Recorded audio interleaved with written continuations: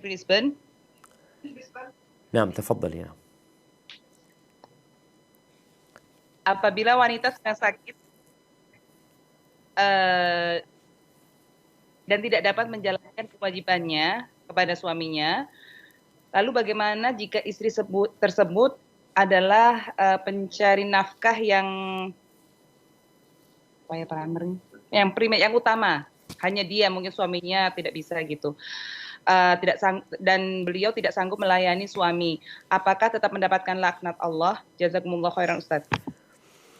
Subhanallah, barakallahu fiik ya. Masya Allah. Sebagian wanita di masa kini ini banyak yang membantu. Kalau tidak disebut tadi yang primer ya, dia malah yang memberikan nafkah kepada suaminya. Tapi banyak wanita yang membantu suaminya dalam urusan rumah tangga, yang biayai listrik, ya, makan, sekolah anak-anak. Maka nasihat Anda kepada para wanita, hendaklah dia meniatkan untuk Allah Azza wa Jalla, sehingga dia tidak banyak mengeluh tatkala harus melakukan itu. Apa yang dia berikan kepada suami, insya Allah bernilai sedekah.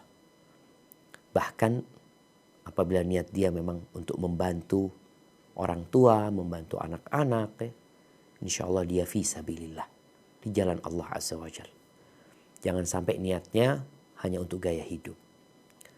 Kemudian apabila dia sakit, ya, yang kemudian dia tidak bisa melakukan tugasnya sebagai tadi pemberi nafkah, umpamanya membantu suaminya untuk biayai urusan rumah tangga, maka dia tidak sedang melakukan kesalahan sebenarnya. Karena selama ini yang dia lakukan adalah membantu, bukan kewajiban dia.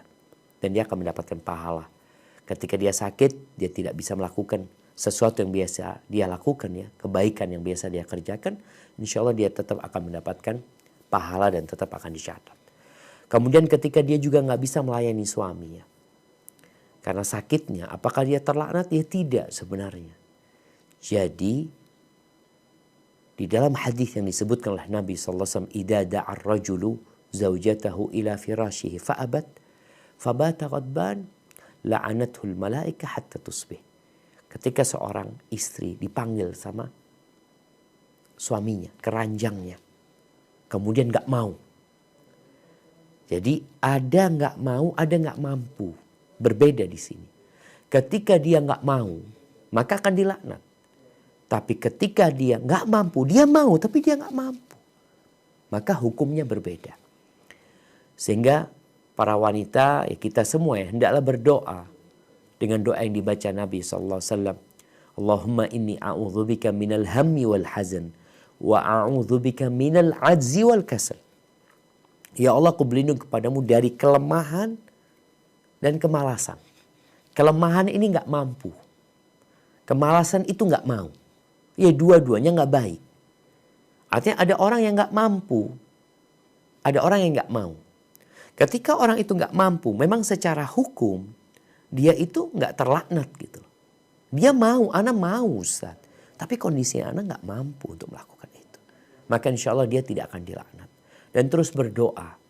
Semoga sakitnya ini menjadi penghapus dosa dan pengangkat derajat. Dan dia tetap berbaik sangka sama Allah Azza wa Jal.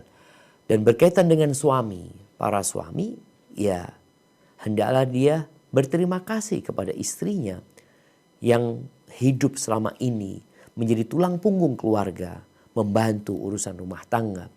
Karena la yashkurullah man la yashkurun nas. Tidak bersyukur kepada Allah orang yang tidak berterima kasih kepada orang lain. Dan semoga mereka saling memahami. Hadza wallahu a'lam bissawab.